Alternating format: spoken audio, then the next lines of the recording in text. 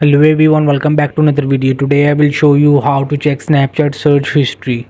So for this, the first step is to open the Snapchat app on this Android device. You can also open in iOS device. The solution is for both.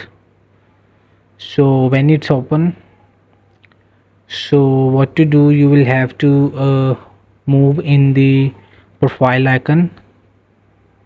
So you will just have to find the search bar.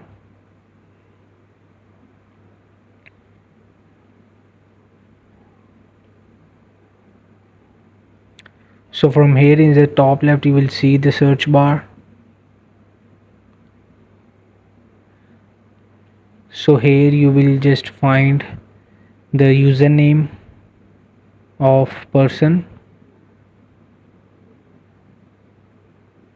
So right now there is no search history because I don't use much more. So but you will have to find in this search bar the search history. So hope this video help you. Please don't forget to like and subscribe and get notified for more videos.